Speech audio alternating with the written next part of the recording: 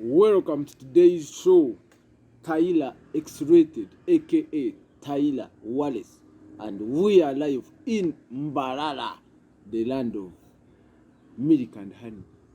Turigo mu kibuga cha Mbarara, and if I talk of Mbarara, or if I speak of Mbarara, we know the key factors of Mbarara. On the music side, the likes of Ray G, the likes of General Gion, the likes of Matt Henry. Abona abantu abakutrendinga muri Mbarara. To the likes of MC Kacheche. If you've just joined us, go check Kacheche's YouTube. And in here, they say winner is Ray G. Go subscribe to my man, that is my mentor, MC Kacheche. Big up on yourself. We have the likes of Shaki's Boutique, Uganda. Asangi Warevi Corner.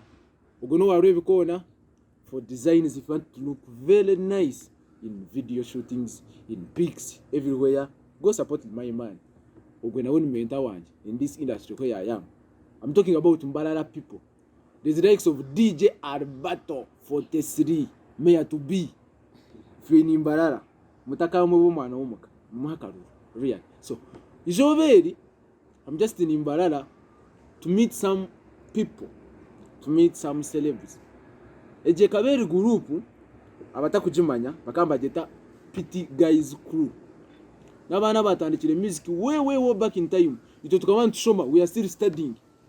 About which class was I in? Those guys bakora ki? Batandika music yabo mpola, they were very okay. Bayeshongora nibe muri byo turebero. The likes of Ray G bakaba bataruho, the likes of Wales. The likes of Gioni. Artists wona mu kumanya Western. All those guys were not there. Ababana no boba abandize omukintu echi. So of recent we are in politics, full politics. Obururu fuchiro bururu Mbarara Kampala elsewhere everywhere in Uganda akaruka fuchira karu. Haja turiyo mukamyifu nko baketa ngona kamyifuka NRM. So of recent there is a lot of saga that has been on social media. I was watching on my phone. Now, Sister Charity, she's a legend.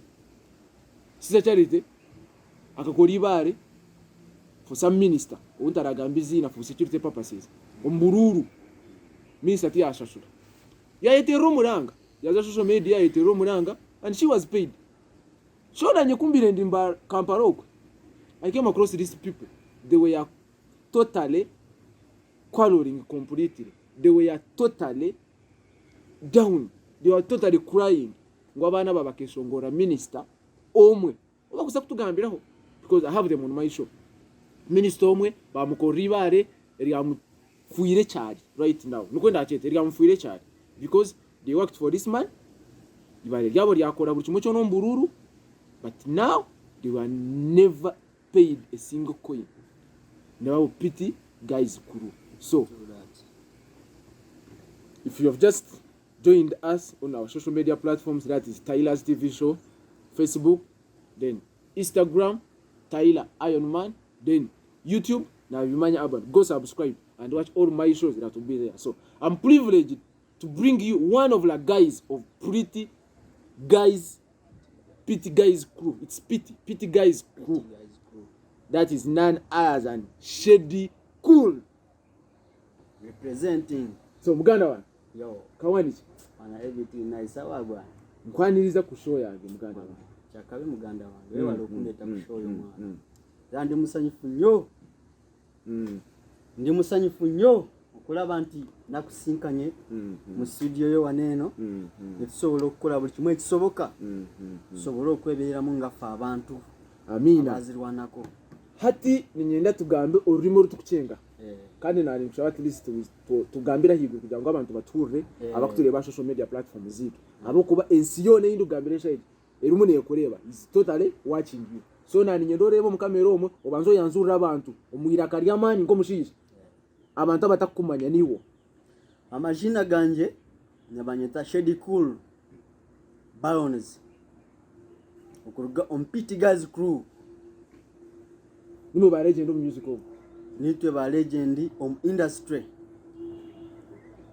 ya Isinjo district. Tukantu soma obwiro bwe kare if you abatakutumanya aba bana noto tureba barya besongozi tuturya abana tutubatoto just mba muri umuryango umwesongozi ngo umwesongozi akuza kwesongora hambaganwa niwe babari etaba hambaga zo wiro imbaga zo wiro urimo tureba bona babiri batakusubira bona bakikiriza nimo turebera oto amwana gubu yiza hambaga yakingo ngo twaheza mweza kumureba umwana mangu cyo cyaho uzike bakaba bari bingi icyo nakimana so hati mbire ni puro kwe murugunya kwanyu niko kwenda tari kiro tugamba point ejo ogambira abantu uko murugunya kwanyu about music ocho kumanzi kimwe kubuza lockdown age ekutwarizeta wiro lockdown amazima garugo ekansanga ndi mumbera mbe munonga kujango kabota kubasa nkata kubasa ku meeting anko mwanya nkogwe okota kubasa kusubana ngubasa kuba no kumbuga na kale konkaranga yatuyamba yateko mwanya gumenko go guturuho yani ncumusimira mukama mazima lockdown yonka lockdown amazima garugo lockdown eketanguhi ebiziwo sanjire muzucho mu lockdown twatandikiraho kwenyine kuya muzibe yakinga insiona because lockdown etari ya Uganda yonke ebiyensiona okay mazima ebizibe binde bero mu lockdown age amazima garugo obuboro njara barandroad bayimba tubingo maju akahunga sitobora kuturaka akahunga amazima kunakwana ngona lebe nangwa nakota yakahunga omu lockdown age agarangara hanga nani crossing orugudo ndigarko wanje mazima ntere kujendani tikubya mazima injendani. So if you have just joined us, we are live in Imbalala and you're live at Tyler's TV show, and today I'm bringing you the legends in music. These people started music way back in time. We are young. I'm hosting him, and by that time by that time this is the guy you're seeing here, and it's a crew. First tell us about the group. Katuru crew mpango akaba mba dancers ba writers ba representers kunkabona kwimaro kudawunetekaho groupe kaho abamwe bana batambura bagenda bazomanga gahero abwembera batwatsiba ntoba nabazire bitamwa bingi atinyonka muzenyo akancha nyakaminga no mukikanyo habo cyeshongore cya Major Brighton nebo rwamera bakatya witwe aho no twiza kwenyine completely. So tukwirira ekintu ekyo ninga point yimbire ndero mu murugunya aha social media. Yes, because kumparize kubishanga social media na nyina shamuna janti kamba ronde I need to know aha wacho mushirija imwe kumuri misente be yenka minister. So ekyo nico cyandeta kugira ngo at least we sit and discuss this issue. Minister no kuyakobariyo ahurebwa bwe kurwo mu kanwa kandi agira ati namazima atwakanise nkanyo aba hostinga enamba yaje ne bane tambura screen aho ampakanisa agira ati abana ba hosting ne babiha ngabashasha nigatida agaranga mazima garugo Major Brighton arebo rwamerama kuyakuba yatwina ngo na syringe nango na biscuit ya syringe 10 amazima garugo nani saranto rugudo runtwari hati first things first ekintu eki kikiza kita mukachitandika muta echo kukorra rwamira mibare byo gukora ya campaign akakibashaba mukasita mawo kukunda nk'abantu bisinjiro nk'abana bisinjiro bazari bisinjiro mwajya nkatukorere MP wita tusashure ninga amazima garugo yo kunabe ndio ni briefly kunabe ndio ni shoma kubanka banza hane Standard Academy haru mwenda raweze kushoma na mara P7 nizana ngwandi omuguredi ya kabiri mzee wanje tiyakora tiyachukunda kandi on boarding session obwirobwe twazo mu holidays zahwa twaryo mu holidays ezo mzee yanje atkunka mwana wanje atukoreta at grade of nde na wakati wana St Joseph C na kwa na interview wakora wachenga nashika kunka embera ka chankarani wakarebe embere zindumu ninkundo muziko munonga ndwanira munonga unareba rwamira arabemu yabanza yampozinga nazo mfamu nahinga nubo kubuza sheriyo nagambira amazima akasanga mfamu wa muzee ndi mu kiraro ibi byo nakubyahwireho muzee yanje ata shedi noza kwata umuhanda ugaruke uzo mu ishomero ntagwakikana muzee ati nkitire St Joseph's interview yagira makamba yaya atongecyo rakwene kintu eki hariya ifo ya polisi ariho isomero batire herisia mbaleta Citizens Nursery and Primary School nyenda ngo gariko repeating ya minister wa Mirama ugariko repeating ukore ki babase kufuna points zindi kwenda kutwara umusomero yo gukora ki ibyo rukwenda yara muzee wanje cyangwa Innocent tinkubasa akansomesa yanteka muri kimwe cyona kunka ine bintu byantantagiye bantire makamba yayi so naza Citizen hariya ndana muzee wanje basaba umwanya muzee wanje akasaba umwanya bagutereza natandika gukora ki kushoma muzee wanje yangurira akagari natandika gukora ki kushoma buri kimwe cyona akakikora naza Citizen twashoma so briefly nani nyenda tugambe aha music side not deep umukushoma kwa woko nyenda kumanya Rwamirama nani imwe piti guys kuru mukachitandika muta ogo mushija mukachera mwazo mu office mu muryango ito twa leta ibarere twari gukorera utusashure terms and conditions zabezuru mukachigita muta kugira ngo heteshe gino mubanza takwenda kubashasho amazima garuguka kwa Tom Handa naza umusozi wa muzeyi nasitama nandike cyeshongorecho nagenda nagambira Sheriyo kamusango musaruni kaberebera kana ategishije wirogwe amya Sheriyo na wari umukuru yanyu of course ariyo mu group ya Pity Girls crew era twiremu twena wontu kwa nawe shozo na twentukora mu twena Sheriyo akagenda Dubai negisatinka murebaga wachenga tuwakora show ezezo twazikora twayize kuzikora nagambira Sheriyo na myantu nomanya ndikishonge kino kireba nteye amazima garugo nketaga ngutware umusizo bakweta meje bayitwa Rwamirama mweza kuchandika buri kimwe cyona mweza kufiringa cyona twachandikire cyona cyahwire nakitwara omukazi mbamweta Kone ogwabira director wa Citizen go mukaza kana asubura mnonge bekade akana rwayinga mnongo mbekade nano arogo numusigazo mbakweta mutabani wa Kawesi hari umwenda twa bahirisiye songoro bachifiringa ombegambo Kone yampereza time yanje ati no mashedi nte atachura kwene kintu eki atabanzo mpereze mu bwire ntikari yampereza nakwezi yampiri nazayo nazikize nakwezo yanje ati no mechura kwereye ati studio nibetaga sente zimwe kore cyeshongorecho nti nemetwaro 25 iyo wirowe yes yaje ati no mechura kore ati garukayo ati omperezemu a week says ibiri oizo garuka uzagarukayo nkasanga baresire ensawo zo mcheri ensawo zo buhunga ensawo zo mwonyo wachenga bagabira abantu za campaign bakamba abantu bakabari bingi munonga moto kuzone kasi bakinjira abantu bona kari gukumbyaro ko munda zisingiro za Katanoga za Nyamiyanza omukityaza bona bakabaye pakinjira nashabo buyambe bwanje nanya tekeso ngo njejo nteye ati mu studio ati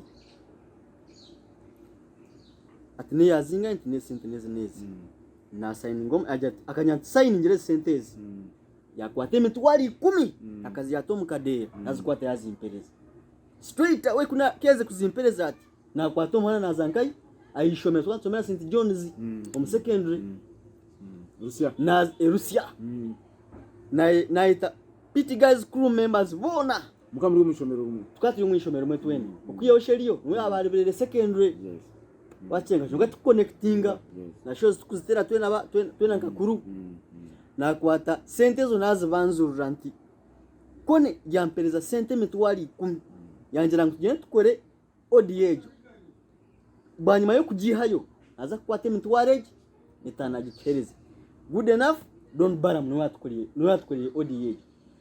Okay, to the viewers out there, if you have just joined our show, we are live on Tyler's TV show, and today turigo muri Mbarara nco kurebera. Our show will be in two sides. Turigo muri Nyankore no Ruganda, and Tuli mu Runyankore no Ruzungu, not even Uganda. We are in Runyankore and English. So we shall go mixing the languages so that you can get to understand what is on our show. But today's show is a little bit different because we are trying to dig deep.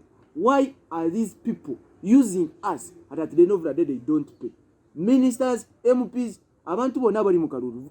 People who at least who come to the voters at this time of Wululu. And at the end of the day you guys promise and you don't fulfill. Nemurinde Sanje Chiracho, all about Kamifuka in Alem is full of issues, it's full of fights, it's full of violence, it's full of problems. It's actually because of one thing. Those guys don't pay. So today, Mbarete Dabavubuka Bano, Abayimbo Limba Mutsanja Chiri, we are now in the next Sanja. They have never received a single coin from their song. But first things first, how do we know this song is yours that you're saying? Can you give us a cappella for the people to understand it, but at least a little bit? Yes, I could. Do it. Yo. Omusajja omulungi omutuuze ayamba Major Bright. Tayomba talwana omusajja the hero aina potential. Juzi twali mu show December y'omutex. Hey. Nga tulonchinga omusajja omulungi yasanyuka nnyo. Kyali kyakabi tumuwe Febulite has the authority to lead the Singiro.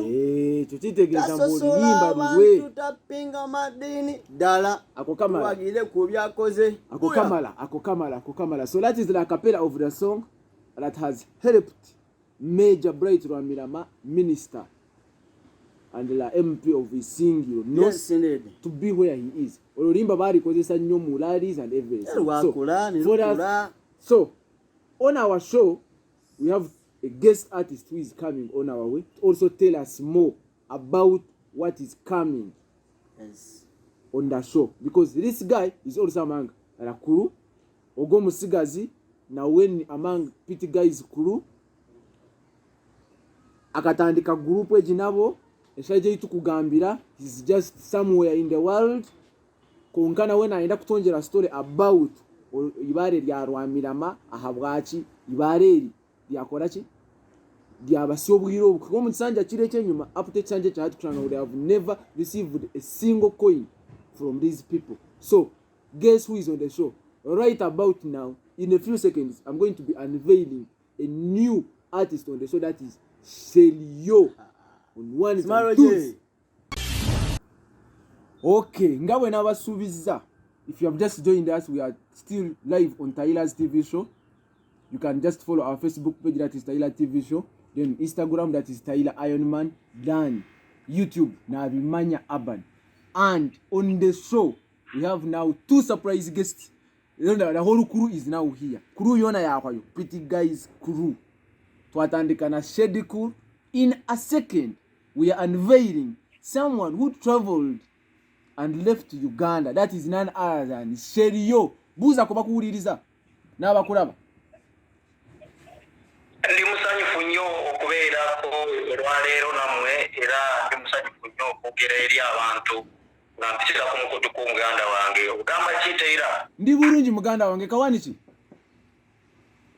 Amwende naku zino wafuuka munene nnyo. Wafuuka munene nnyo mwana ate n'ondekawo n'okundekawo e Uganda. Leta si birungi muganda wange, mugamba ki? Tetuli bulungi, nkuyitidde ku nsonga emu. Ndi ne batabani bo wano, ndi ne kuluyo gye watandika nabo ekintu kino ekya music nga tetunaba kulaba the legends, the likes of Rage, the likes of Gion, the likes of Mati Henure, kino ekintu mwaliwo. So I'm Smile J. Obayina wonna. Wenyini wano kuseti mbayina era soko babuuzeko baganda. Baganda bange mugamba ki yo Shady Cool muganda wange mbadde nduto okuwuliza ensasa ge munnange.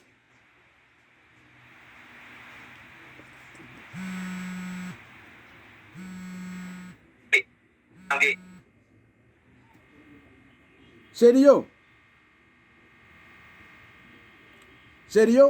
Yo. Kati ekibuuzo ekisooka.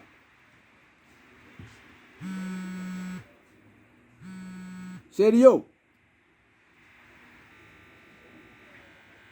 Hello. Mpulira. Ekibuuzo ekisooka.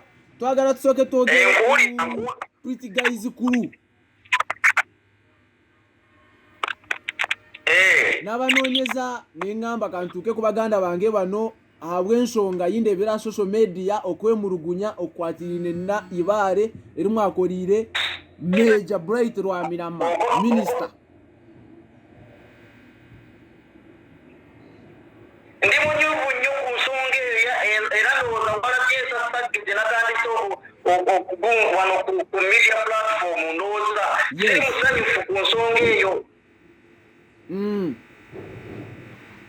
ate nsonga eno njagala muzikirize ndogera olunyankole ssebo nkukiriza yogera olunyankole kugamba abantu bakutegeera ab'ewaka bennyini katwogera olunyankole egyensonga egyo namwe nnyo nasemebwa mugongo kunondiza omuntu nkiwi tukabire ntubasirya abantu okuza higuru tutakuzaso bali kulonda abaana abo nyowe nigire munonga kandi ekintu ekitwakozire n'ekintu ky'amaani twatandika ngenda kusooka kutangaza ku Pretty Guys twatandika tutyawo baki Pretty Guys mubufunzefunze tubanja abaana abatandikawo okuyimba ete nnyo nga bano abaliwo tonabawulira naye olw'ensonga ezimuze zenza ajja kwogera wano ne tufunamu okubeera nga buli omu agenda eno neno ndowooza life okimanyi ngimanyi so ne tutambula awamu naye nga twakolera oyo omusajja twamuwasa omusaiza ogwe tukamuhagira ali meja ate twakozesa effort yiitu nk'abaana banaku twasapotinga omuntu otwabire tuinemu essuubi ng'ate ahali nga minisita ngunaabasa kutwizuka konka tatwijukire ekisongolo kiitu kikakola ki first of all tukakola ekyesongolo ekyo nga kihandika na shedikulu abantu babiri twahandika ekyesongolo ekyo kyabonerera abantu and our message was delivered to the people of Isingiro. Nkuulira nkuulira message yaffe yali delivered nnyo era n'oluyimba olwo abantu balwagala nnyo ne bayita ne meeting ne bayita abayimba okuva embalala mwalimu nikirikembo nga naye alina oluyimba n'abalala baali bangi naffe abaana abaali awo ewaffe kati mu Isingiro wavaayo abayimbi n'eyembalala kati ne bakyuzinga nga ffe be bakyuzinga okugenda tuyimbire president ng'ali ne minisita Rwamirama Enyamiyanza waba n'ohamanyi nimpamanyi yes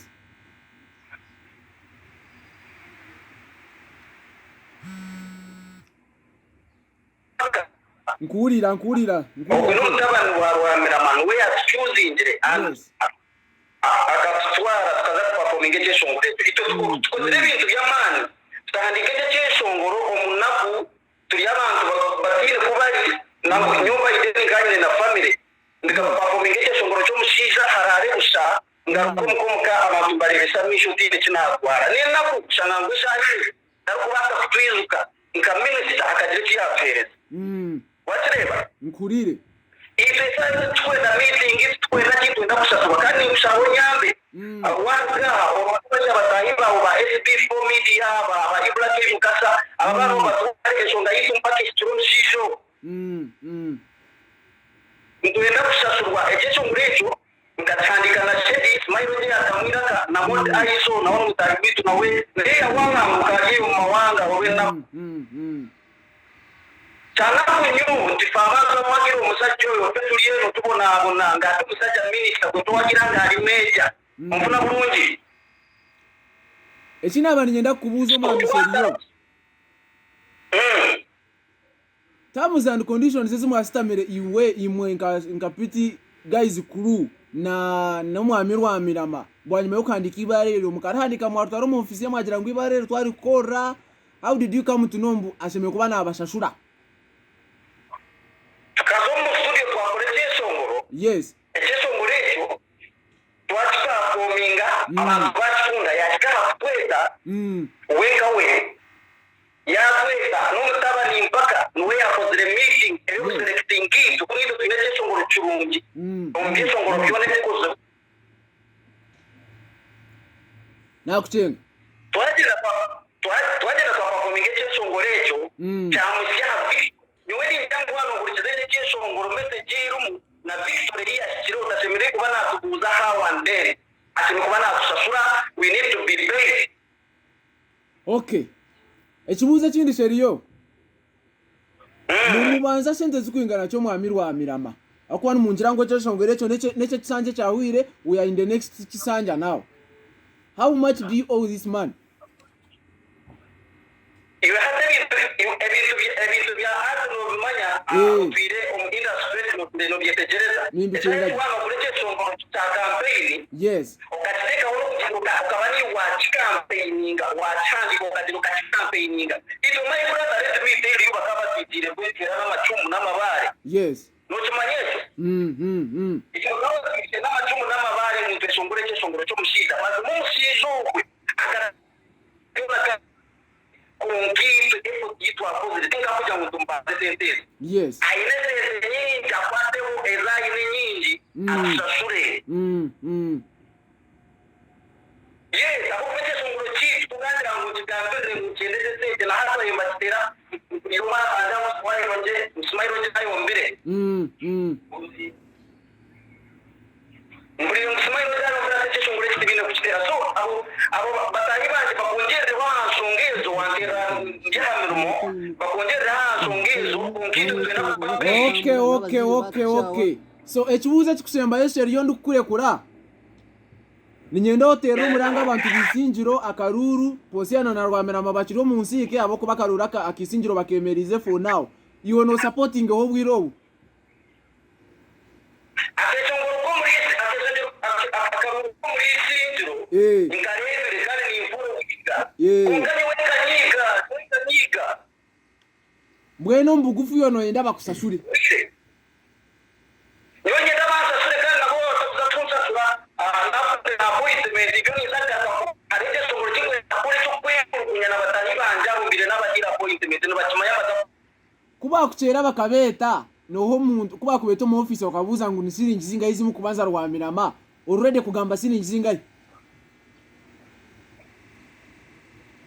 songoro canje ecyanyu baguri yani nisiringi zingayi ngenda chaka victory ndire mu nyende sentezi weka we ariko mu kukozere cyangwa kumureba mu nsa ariko mu kukozere amanyata bana bintu kusasubweki waterewe nachenga hapo naza kama ndio kumsawa kade chikubi ebintu bya music no manya.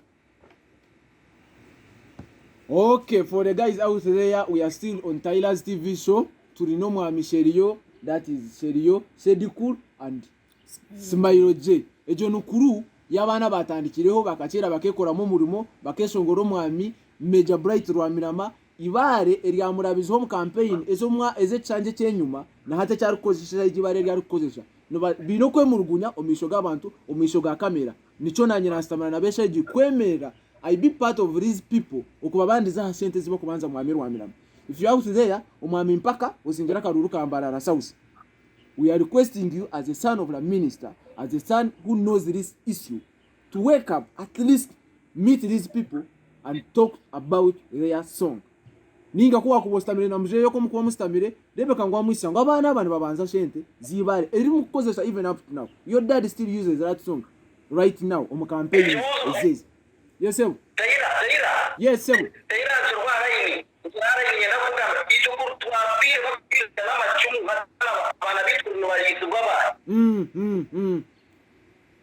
Abatiza umwana mugambana ko muri cyo kuboreka ngumba sabiri zito tukakora we want to read bagambire bakurire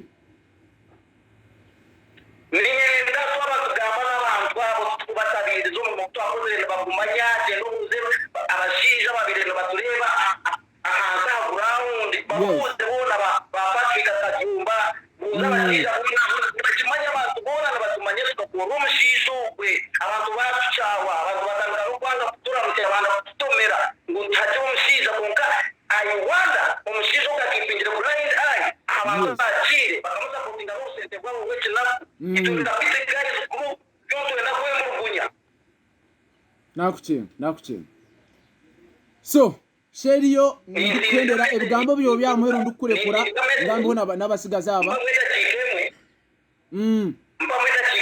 omudakikemo okumaliriza Minister Rwamirama arebe bitwamukorire arebe ekitwakozere bayidatse mukakokuminga na ragati akunda munonga bayidere ito manyito